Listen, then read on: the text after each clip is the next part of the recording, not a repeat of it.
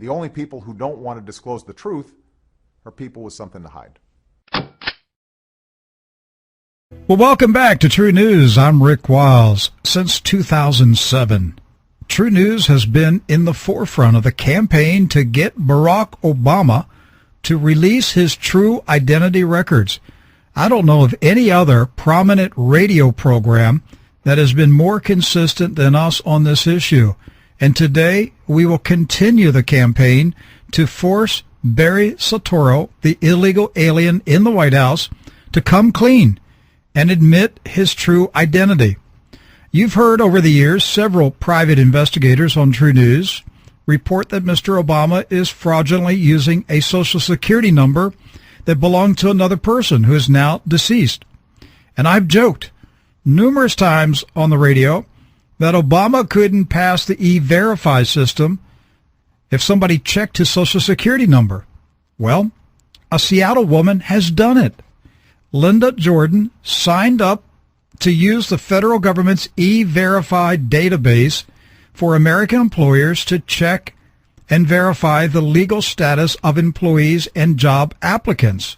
And Linda is on the telephone to tell us what she found when she entered the Mac Daddy's Social Security number. Linda, welcome to True News. Hi, Rick. Thank you for having me. Well, Linda, first of all, tell me, I don't know anything about you. Do you own or operate a business in the state of Washington? No, I'm a homemaker, a mom, a wife. In the past, I've been pretty politically active, but for the last several years, I haven't been. Okay. And yeah, that's what I do. All right. So somewhere along the line, you've been paying attention to the controversy regarding Mr. Obama's identity. Yes, absolutely. And I paid attention to it a lot in 2008 and 9, and then I became so frustrated because nothing was being done. And I know a little bit about verifying documents and vetting the vetting process because my son is a deputy sheriff, and before he was employed where he's at now, he was vetted for a year and a half. And they actually flew investigators out to Seattle, where I live, interviewed the neighbors, interviewed past employers.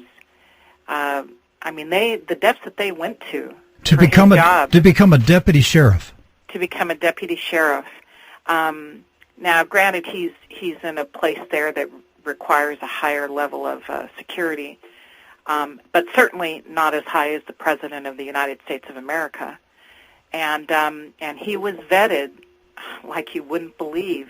And I started thinking about that, and then I thought about the big controversy over Little League Baseball and a boy not having his birth certificate to prove how old he was just to play that game. And the more I thought about it, I was just outraged that nobody vetted this man and that there was this collective blind eye that was turned toward him, and it just started to stink to high heaven, and I just said, this is not right. There's something very wrong here. And so I did pay attention at first, discovered a lot of things that thousands and thousands of American citizens did concerning his relationship with Bill Ayers, the unrepentant terrorist, concerning his work with the Annenberg Foundation, who then went on to form a so-called factcheck.org. And so the thing that really kind of turned me back then in 2008 was when David Axelrod and Barack Obama, when they were explaining away his relationship with Bill Ayers, they said, Obama said, well, I know the fella. He lives in my neighborhood. Our children attend the same schools, and I know him like any parent would know a parent whose kids go to the same school. And at first I just kind of took that in. But then I started thinking, gosh, this Bill Ayers must have not had his kids until he was 60 years old if they're in school with Obama's. And so I researched it, and sure enough, his kids are 23 years older than Obama's. So how did they attend the same schools?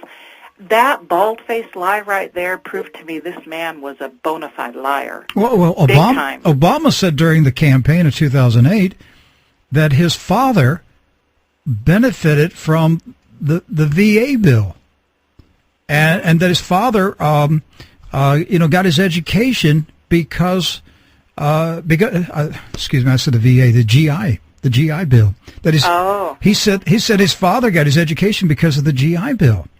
Well, Wait a minute. Linda, his father has never been in the U.S. military. His father's not an American. I know. It was a lie, and they just allowed him to tell the lie, and nobody stopped it. Yes, and that's what scared me more than the fact that we were dealing with a sociopathic liar, but that the media was complicit.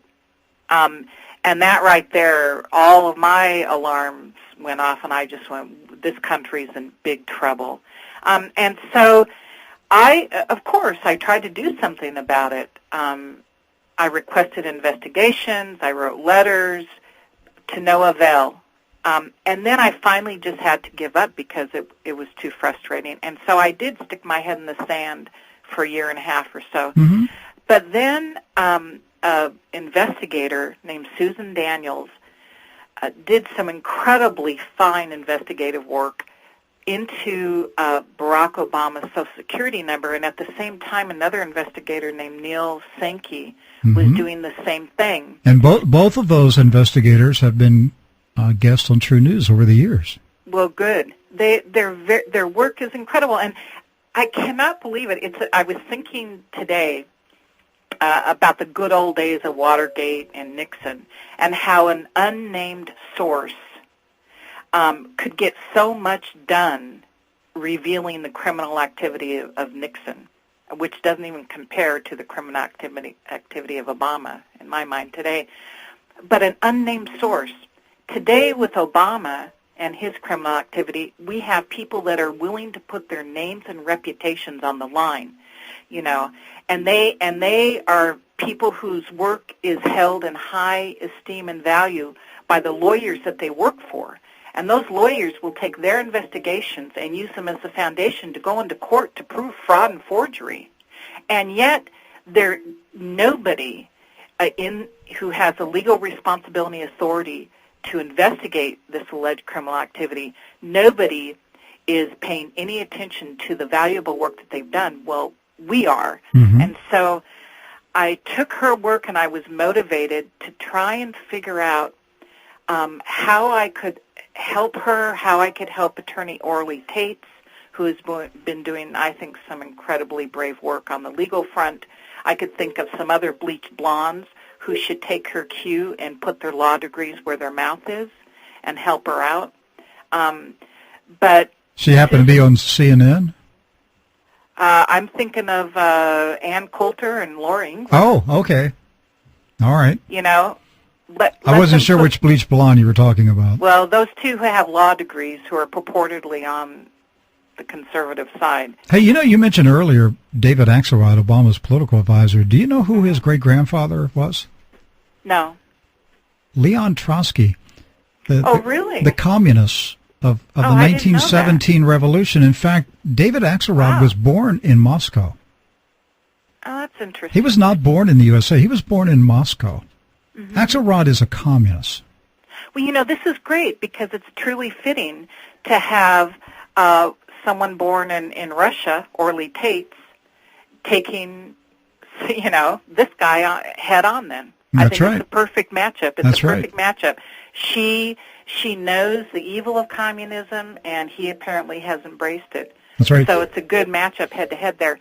Back to Susan Daniels, the work that she did revealing that Obama's Social Security number, the one he uses most often, was issued out of Connecticut between 77 and 79 when he was a teenager in Hawaii, obviously proving that it's a fraudulent Social Security number and not his.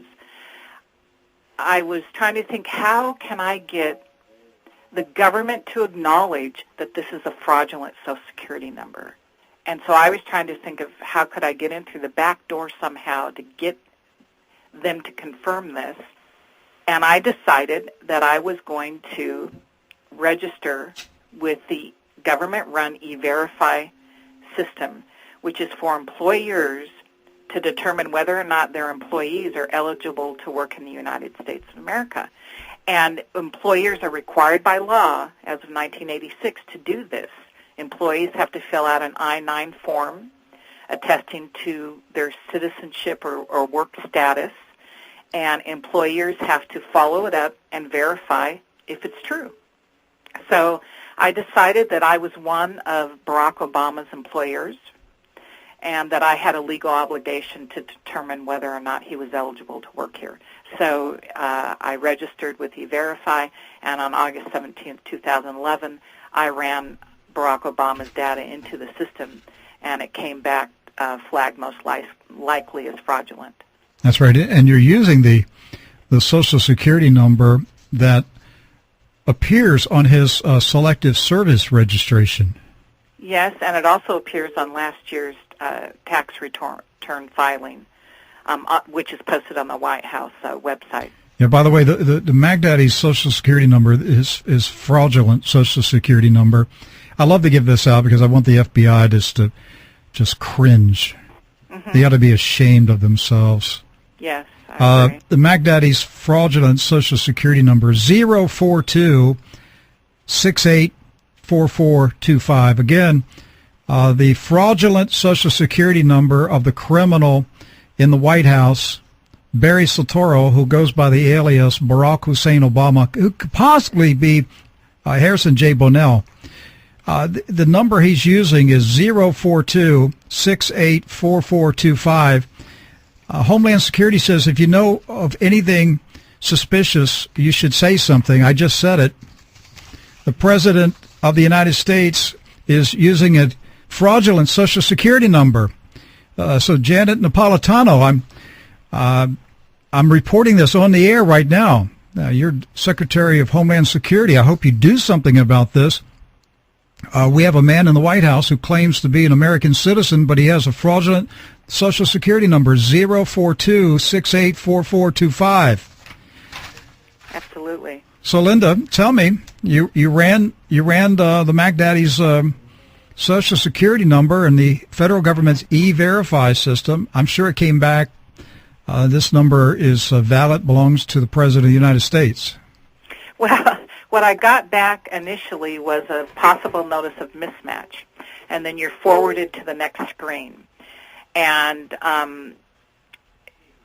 if you choose to try and correct the information, by downloading a letter to take to the Social Security Administration or local office, or to show to your employee and ask them to make sure that this information was entered correctly, then they have you print out a letter that's called an actual notice of mismatch. And what I got, there's all these subcategories for why you got this notice of mismatch.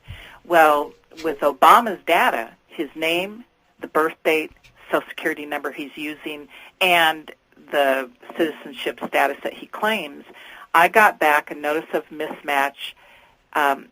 Social Security Administration does not verify, other reason. So I then the next day started investigating exactly what this meant, and I found myself on a Social Security Administration website in their manual for employees called POMS, P-O-M-S, and I was able, after many hours, to track down what it meant. And that particular flag is reserved for very few recipients who fail the E-Verify check, particularly for those associated with fraud. The only people who don't want to disclose the truth are people with something to hide.